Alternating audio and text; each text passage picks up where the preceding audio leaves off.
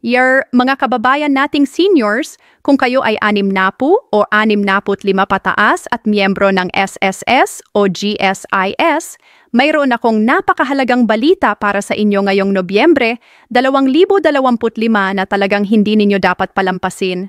Alam ko na marami sa atin ay umaasa sa bawat piso ng ating pensyon at ngayong buwan na ito, may kumpirmadong dagdag na pera na paparating sa ating mga bank accounts o claim stubs. Narinig ninyo na ba ang balitang ito? May 13,500 piso bonus na naghihintay sa mga qualified na pensioners, pero hindi lahat ay makakatanggap nito dahil may mga specific na requirements na kailangan ninyong malaman.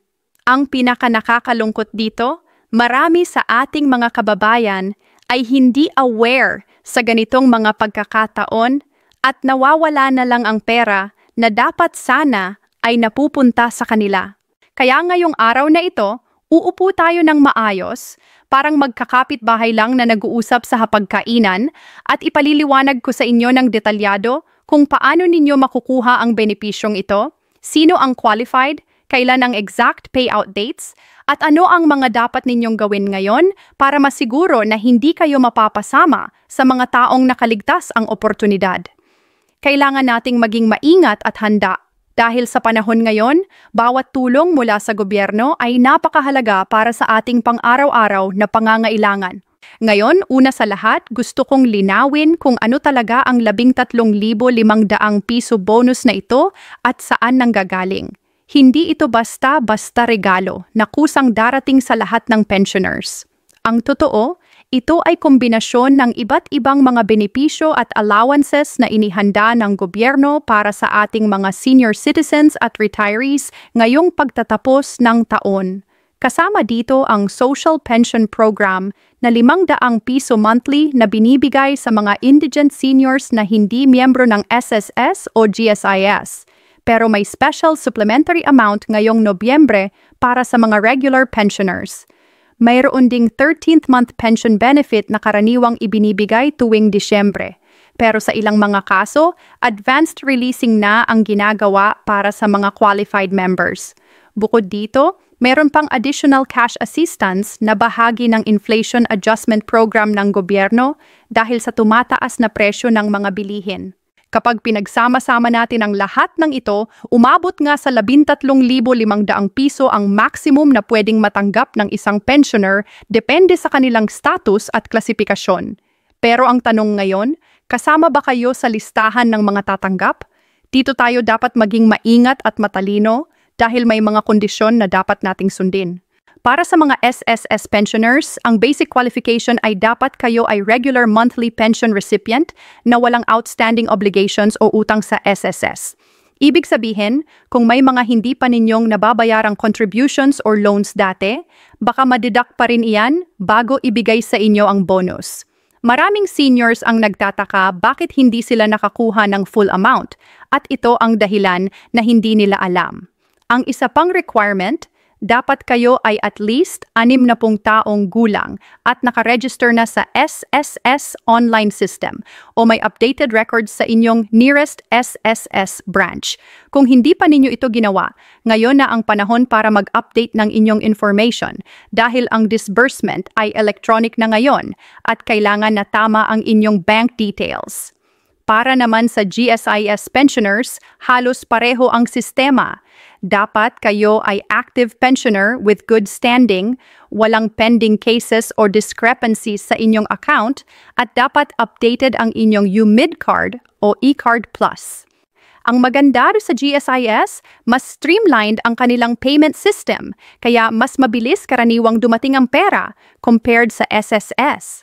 Pero ang common problem pa rin, maraming seniors ang hindi nag-check ng kanilang accounts regularly, kaya hindi nila napapansin kung may dumating na nga ba o wala. Ngayon, usapang pera na tayo. Magkano ba talaga ang pwedeng matanggap at kailan? Kung kayo ay regular SSS pensioner na walang aberya sa records, ang 13,500 piso ay makukuha ninyo through staggered release. Ang unang batch na 6,000 piso ay i-release mula Nobyembre 15 hanggang 2025, depende sa last digit ng inyong SSS number. Halimbawa, kung ang huling numero ng inyong SSS ID ay 0 to 4, makakatanggap kayo ng November 15 to 17. Kung 5 to siyam naman, Nobyembre 18 hanggang 20 ang payout ninyo. Ang remaining 7,500 piso ay susunod na sa unang linggo ng Disyembre, kasabay ng regular 13th month pension ninyo. Ito ang sistema ng SSS para hindi mag-overload ang kanilang payment channels at para organized ang distribution. Sa GSIS naman, medyo iba ang approach.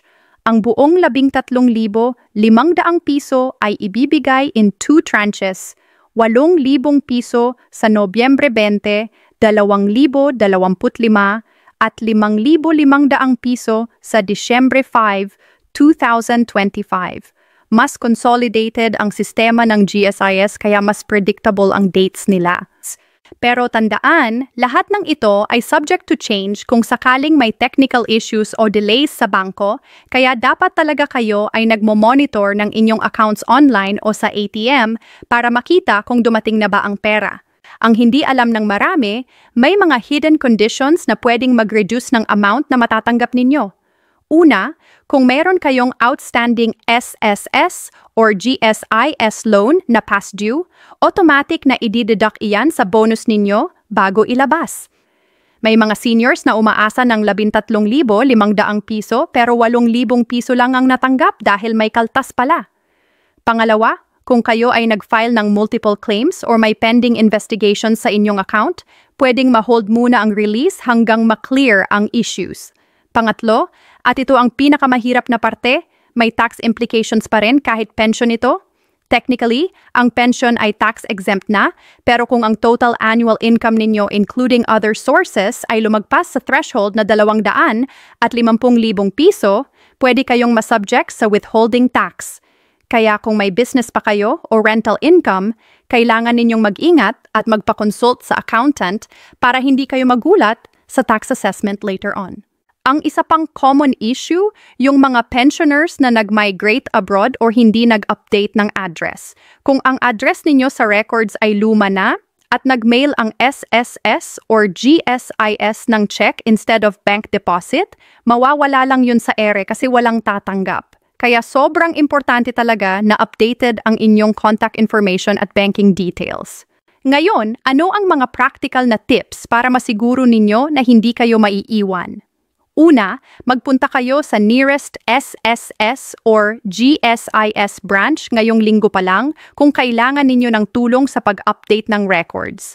Magdala ng valid ID, proof of address na recent lang, at bank account details. Kung hindi kayo marunong mag-navigate ng online systems, huwag kayong mahiya na magtanong sa staff or sa mga volunteers doon. Pangalawa, kung meron kayong smartphone or access sa computer, i-register ninyo ang inyong account sa SSS mobile app o GSIS online portal para ma-check ninyo anytime ang status ng payments.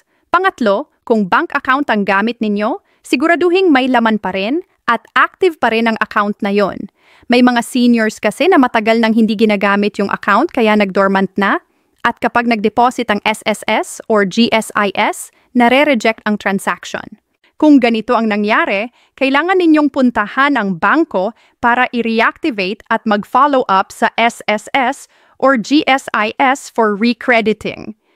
Ikaapat, kung kayo ay LBP or DBP account holder, mas mabilis ang processing compared sa private banks, so kung pwede, doon na lang kayo mag-maintain ng account para sa pension. At panglima, magtanong kayo sa mga ka-pensioners ninyo, sa mga neighbors na senior din, kung ano ang kanilang experience. Maraming beses, mas mabilis pa ang balita sa komunidad kaysa sa official announcements at matutulungan ninyong mag-alerto ang isa't isa kung may aberya o delays. Sa pagtatapos, gusto kong bigyan kayo ng final reminder na sobrang halaga. Ang 13,500 piso na ito ay hindi basta bonus lang, ito ay karapatan ninyo bilang mga retirees na nag-contribute sa gobyerno ng maraming taon. Huwag ninyong hayaang magsayang ang oportunidad na ito dahil sa kakulangan ng impormasyon o katamaran na mag-follow up. Ngayong Nobyembre 2025, gawin ninyong priority na i-check ang inyong eligibility, i-update ang records, at bantayan ang inyong bank accounts. Kung may tanong kayo or naguguluhan, huwag mag-atubiling pumunta sa SSS or GSIS office o tumawag sa kanilang hotline. Marami sa atin ay nahihiya o natatakot magtanong. Pero tandaan, ito ay pera ninyo, karapatan ninyo. Samantalahin ang benepisyong ito para sa inyong pang-araw-araw na gastusin, para sa gamot, para sa pagkain, o kahit na sa Pasko na paparating. Ang mahalaga, alam ninyo kung paano ito makukuha at handa kayong kumilos. Salamat sa inyong pakikinig at sana ay nakatulong ang impormasyon na ito sa inyo.